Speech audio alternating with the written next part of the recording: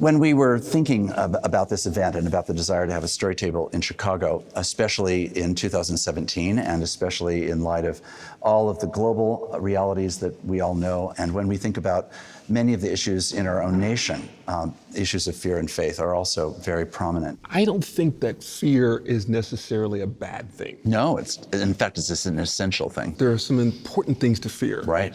It's when my kids do not fear running free in traffic. Yes. There's a problem. I think when fear works as an obstacle to our being able to be with each other, then we have some serious problems. It works as an obstacle to knowing and being in relationship with each other. When we are talking about build that wall, because what I have is mine, I need to protect mine, or when it somehow it stunts my ability to participate in what God is doing in society, then we must do something about those fears. The most significant human fear is meaninglessness and loss of agency. All of us being in the image of God is what that is designed to give us. It's much easier to not necessarily believe everything has to turn out the way I think it should, or turn out good. So the antidote to fear is not a perfect world. Faith is an embrace of the future. You can't have faith without fear. You can only have faith because you fear, and you can't have it without courage.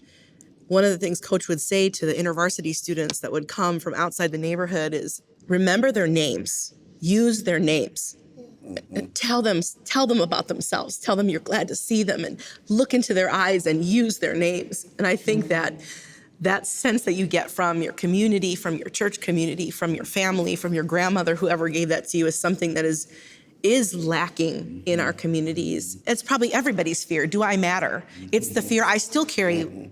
Yeah, of course they're going to be doing things and looking for things in the wrong places because they want to know that they matter, that they're worth something, that somebody loves them. The exterior world that they were in repeatedly told them they didn't matter. And that could be both from what they saw and what they didn't see. They didn't see leaders that looked like them. So therefore, they don't belong. Seeing life through the eyes of some other people that have been mistreated, that have experienced intense racism in our country, and to listen to people and their stories, to listen to their fears and to then validate them. So important to validate the fears of others and then to kind of walk along with them in that. But what I'm feeling that we are being called to do in the city of Chicago, to be stewards of the power and the privilege that we have, is to cultivate this dissatisfaction so that we can start to be changed. How else can we say we're following Jesus, crucified and risen, if we're not willing to head into that fear and being willing to say, what do we need to change and let go of? The goal is not to eradicate fear from the world. It's actually to acknowledge the presence of fear and to not cultivate a discipleship that's about trying to hide from fear, but about a kind of faith that actually enables us with strength and hope and faith to lean into the realities of fear, not just our fears, but our collective fears, our social fears, the fears of people that are like and wholly unlike us.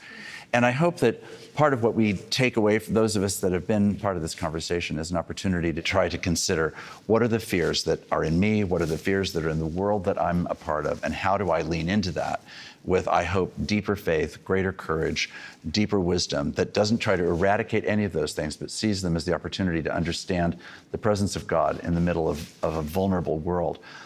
And that clearly is the hope of the gospel that points us to Christ, who is the most vulnerable, the most prone with every possible identification with us. It's rather extraordinary, really. The Gospels don't do anything to try to mask even the fears of Jesus, but draws us into the presence of God. And I feel like God's presence has been with us tonight, and I thank you for being part of this conversation and for everyone who's here. Thank you very much.